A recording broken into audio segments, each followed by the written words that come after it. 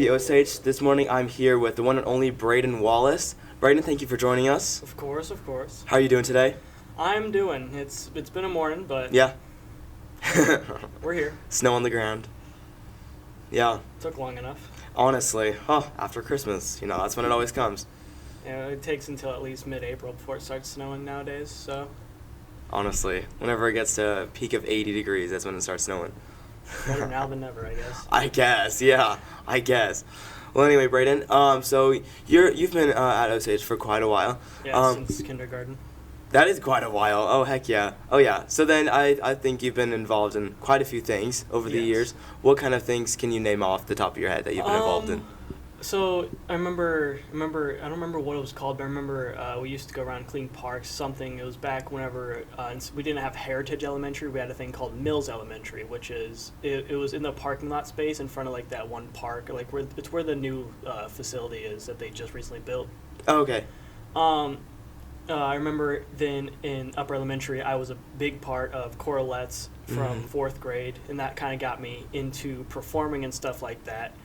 And from performing got me into doing theater eventually later on, which I feel like was a very big part. I did a lot of sports and stuff. I played baseball, I played soccer, I played football, I've done track. I've done, basically if there's any sport, besides, like there's a few I haven't done, like golf, tennis, basketball, stuff like that. I've done almost every sport until my knee injury. Oh. It was a couple years ago. Playing soccer, actually, it was a tear in my ACL, MCL, and meniscus. Ooh. Which caused me to end up getting out of doing sports and stuff like that. And I decided, well, what can I do?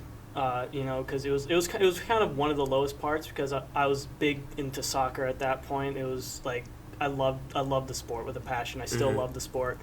And I was really down because I had no idea what to do. And then Klingon Smith comes up to me. She's like, Brayden, I'm prepared to beg. Please do the show. I was just like, okay. And she's just like, so. And crazy enough, that turned out to be a blessing in disguise because after doing that show, Guys and Dolls, I played Nicely Johnson. He was the guy in the bright orange suit. Couldn't miss him. I developed a love for acting and doing voices, which I had already done a bunch of random voices, but like it just being able to put all that stuff together really just brought out the passion that I had for acting and performing and stuff like that. So nice. And here we are today. Exactly. Yeah. Oh, yeah. So performing you were in Corlettes, and so you must be in Les Chanteurs then? I am in Les Chanteurs, yes. I've been in there since freshman year. So nice. You made your way around. I've seen a couple places. I've been a couple places. You've seen too much. Way too much. Oh, my goodness. Well, I didn't know you were involved in all those sports. That's awesome. I like to try out sports as much as I can. It wasn't Osage baseball, but I did do a league of baseball. I played pitcher, catcher, and center field. Wow. Football, I played wide receiver and cornerback. Soccer, I've played every position, including goalkeeper. But I am 5'7", so they're just like, hey, you're not tall enough, get out of the but I am quick, so they did put me up front, and they put me in the wings, in the midfield. So I've played basically any position in soccer. Track, I did 300 hurdles and 100 hurdles. I did quick sprints.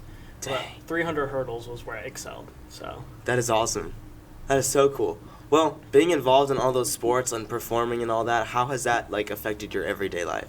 I'd say being involved with a lot of stuff, it can be taxing on you, but I feel like if you're not passionate about that stuff, that's where it'll hit you. If you're not passionate, like if you just do stuff to do it, then you're not really experiencing all the things you can do. You're just kind of going through a cycle trying to get through the day, which is what I did for a while, up until the past couple of years. I've decided if I'm going to be doing things, I want to live them. I want to actually be present in what I'm doing.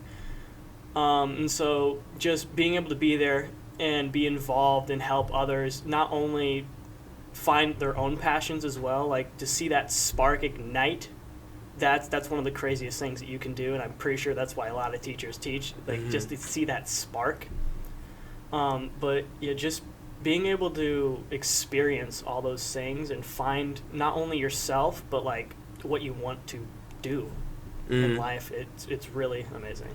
Yeah, that is awesome. Yeah, so, with all that and just being able to be in the moment and capture it and just remember it, yeah, and being involved in all those things and, like, your iconic role as Nicely that we all remember, which is amazing. Brother Nicely Johnson! Yes, there it is. Oh, that's a fresh... It was an experience. Oh, it will always be remembered, I'll tell you that. I had a lisp for weeks. Really? Because of that voice, I talked out of the front of my mouth for so long. I didn't know that. That's crazy. Oh, man, that's funny, though.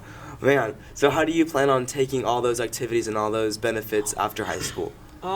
So one thing I've learned is when it comes to school, I am not the best at school. You can ask any of my teachers from 5th grade Miss Ely all the way up to, well, she's not Miss Ely anymore. Fan. I apologize, Ely. I'm sorry. Yeah, you can ask. A lot of times people, they're just like, oh, you're such a smart kid. Like, what is going on? I don't know. Mm-hmm. It's a big mental battle, I've learned. Because I've not had the best life, and I'm not going to explain that because in reality, people don't want to hear about, like, oh, well, this or this. And if they do, that's something you want to do behind doors. You know, It's not something you go to the public to talk about. Yeah.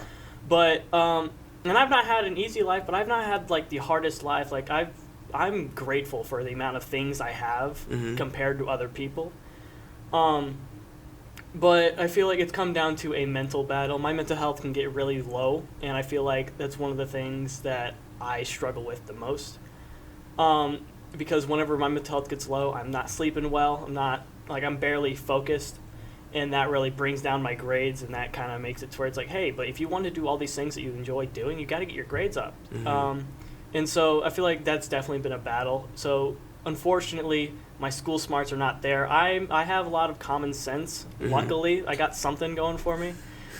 But when it comes to school stuff, that is where I do not excel. I do not pass go, do not click 200. So it's, unfortunately, when it comes to my future, I'm going to have to bank on performing arts and voice acting, singing. I do make my own music, which is something I enjoy doing. It's one of the things I've learned is, as a person in the situation that I am in, I don't really get very many opportunities to talk to people about my problems or talk to people about things I have going on. So one thing I started doing is I ended up putting my anger, my emotions into music. Whether that's writing about my life or writing about something that I feel. And so I like to put emotion into music because if you just write music just to make it, then it's really just a bunch of notes and sounds. But if you put emotion into the music that you're making, I've learned that not only does it sound and feel better, but there's that chance that you could reach out and touch someone else's life. And, like, you can make them, like, because for a long time I was just like, oh, it's just me by myself. I got nobody, nothing.